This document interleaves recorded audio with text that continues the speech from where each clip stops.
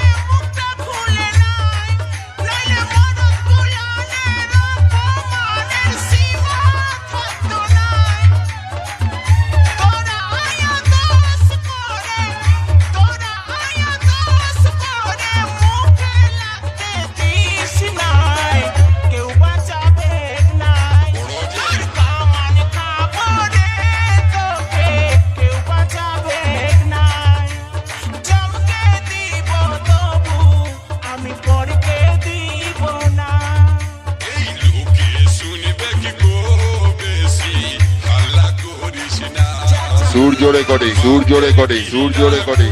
বিবি বাইরে কিছু করি না